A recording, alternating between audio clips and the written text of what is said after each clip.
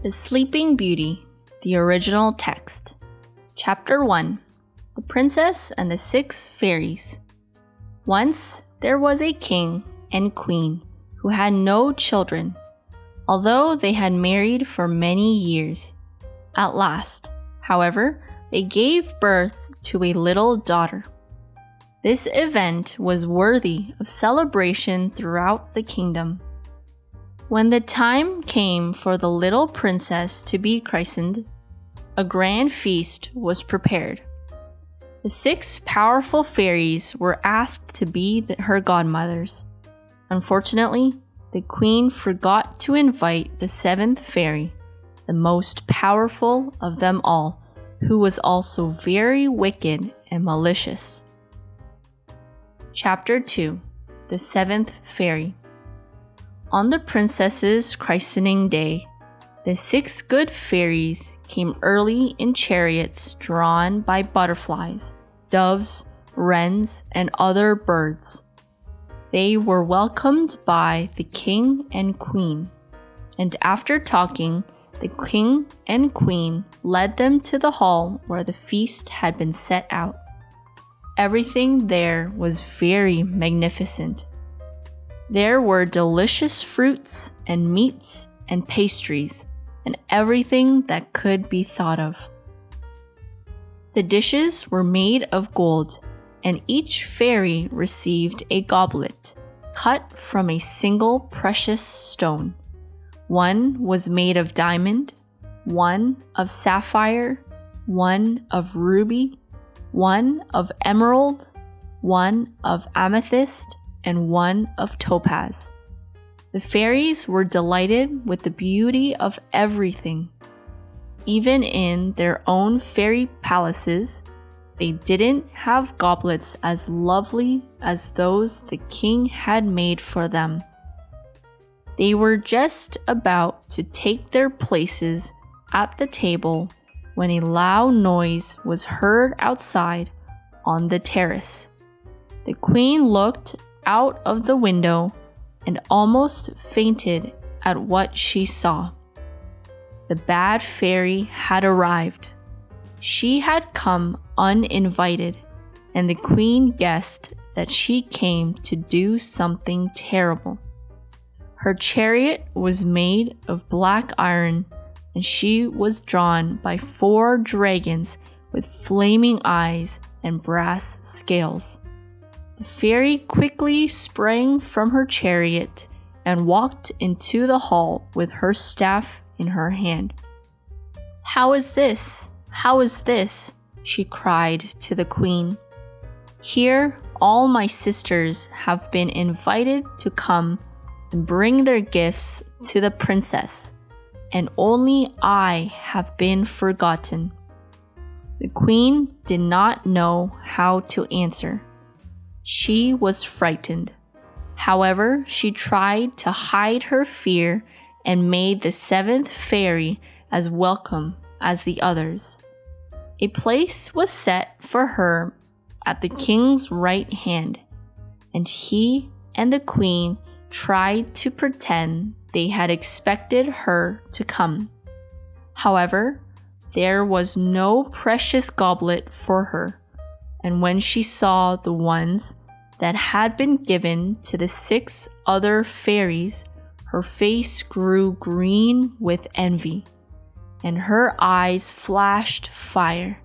She ate and drank, but she never said a word. Chapter 3. The Gifts from the Fairies. After the feast, the little princess was brought into the room, and she smiled so sweetly and looked so innocent that only a wicked heart could have planned something awful for her. The first fairy took the child in her arms and said, "My gift to the princess shall be that of contentment, for contentment is better than gold." "Yet gold is good," said the second fairy, "and I will give her the gift of wealth." "She shall be healthy," said the third, "because wealth is of little use without it. And I, said the fourth, will give her the gift of beauty to win everyone's hearts, and wit to charm everyone's ears, said the fifth. That is my gift to her. The sixth fairy hesitated, and in that moment, the wicked one stepped forward. While the others had spoken, she had been swelling with anger. And I say, cried she, that in her 17th year she will prick her finger on a spindle and die. When the queen heard this, she shrieked out loud, and the king grew as pale as death. But the sixth fairy stepped forward. Wait a bit, she said. I have not spoken yet. I cannot undo what our sister has done. But I say that the princess shall not really die. She shall fall into a deep sleep that will last 100 years, and everyone in the castle shall sleep with her. At the end of that time, she will arise when she receives a special kiss. When the wicked fairy heard this, she was filled with rage. But the sixth fairy had already spoken. The wicked fairy couldn't do anything else. She rushed out of the castle and jumped into her chariot, and the dragons carried her away. And where she went, no one knew or cared. The other fairies also went away, and they were sad because of what was going to happen to the princess. The king immediately gave orders that every spinning wheel and spindle in the land should be destroyed. And when this was done, he felt very happy again. For if all the spindles were gone, the princess could not prick her finger on one. And if she did not prick her finger, she would not fall into the enchanted sleep. So the king and queen were content, and everything was fine in the castle for 17 years. Everything that the fairies had promised to give the princess came true. She was so beautiful that everyone who saw her was in awe, and she was so witty and kind that everyone loved her. Besides this, she had wealth, health, and contentment, and she smiled and was happy from morning until night. Chapter 4. The Sleeping Princess. One day, the king and queen went away on a journey, and the princess decided to climb up a high tower where she had never been before and watch for her parents to return. She found the stairs that led to the tower, and she climbed them, up and up and up, until she was high above the roof of the castle. At last, she reached the very top of the tower, and she found an iron door with a rusty key on it. The princess turned the key and the door swung open. Beyond the door, she saw a room, and an old woman with many wrinkles sat at a spinning wheel. The princess had never seen a spinning wheel before. It was very interesting to her. She entered the room and stood close to the old woman so she could see it better. "What are you doing?" she asked. "I am spinning," answered the old woman. "And what is that little thing that flies around so fast?" "That is a spindle." "It is very interesting," said the princess, and she reached out her hand to touch it.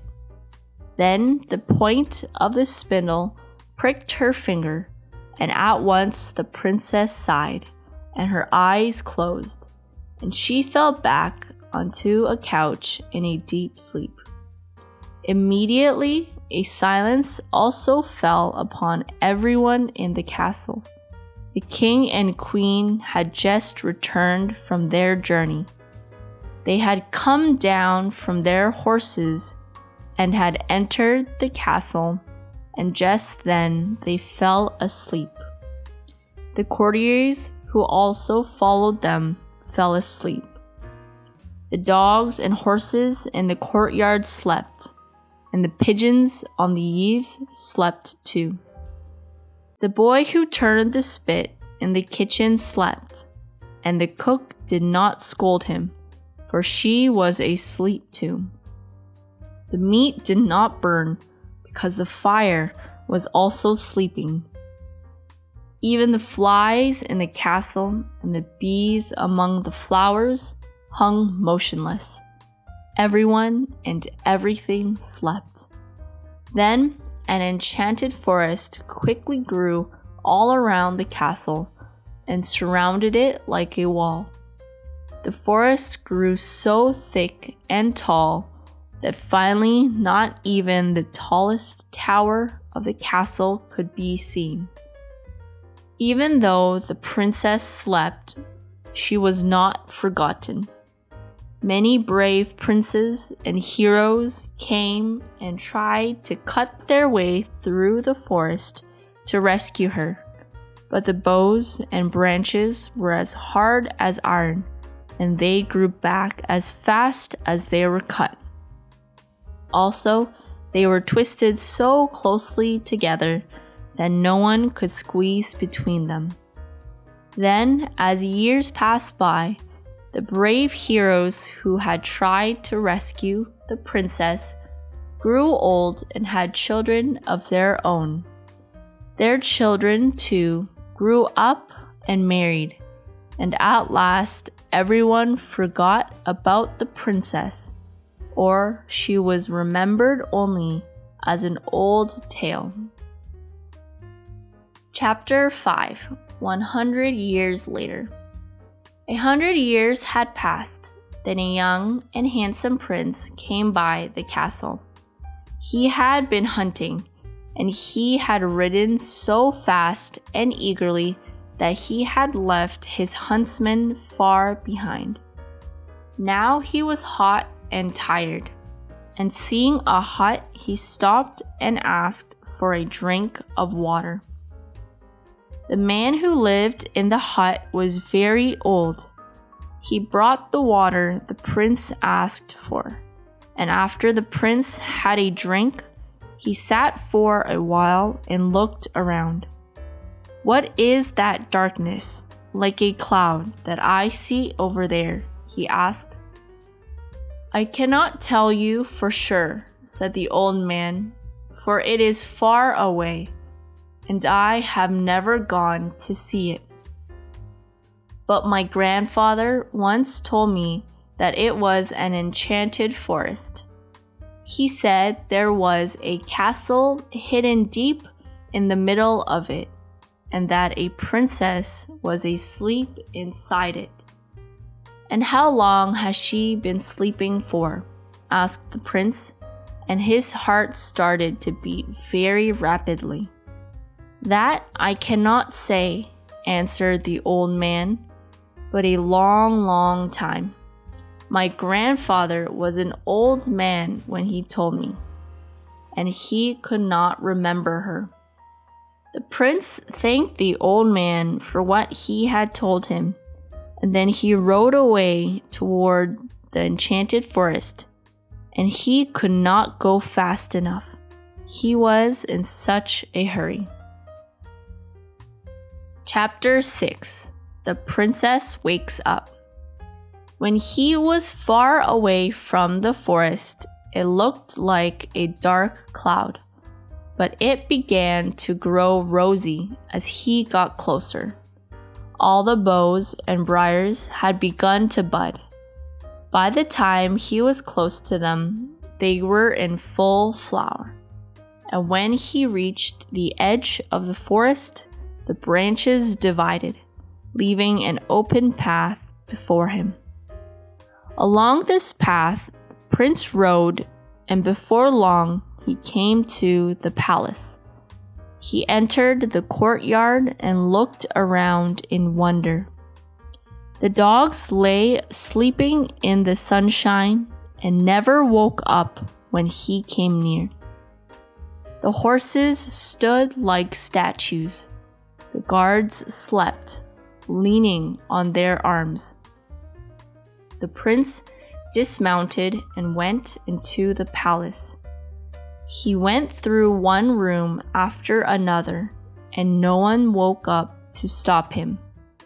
At last, he came to the stairway that led to the tower, and he climbed it, up and up, as the princess had done before him. He reached the tower room, and then he stopped and stood amazed. There on the couch was a young woman more beautiful than he had ever dreamed of. He could scarcely believe that there was such beauty in the world. He looked and looked, and then he bent over and kissed her. At once, at that exact moment, all through the castle were the sounds of everyone waking up. The king and queen, down in the throne room, stirred and rubbed their eyes. The guards started from their sleep. The horses stamped. The dogs sprang up barking. The meat in the kitchen began to burn, and the cook scolded the boy. The courtiers smiled and bowed. Up in the tower, the princess opened her eyes, and as soon as she saw the prince, she loved him. He took her hand and raised her from the couch. "Will you be my own dear bride?" he said, and the princess answered yes. And so they were married with lots of celebration, and the 6 fairies came to the wedding and brought gifts more beautiful than were ever seen before. As for the 7th fairy, she was extremely angry. She burst with anger, and then she died.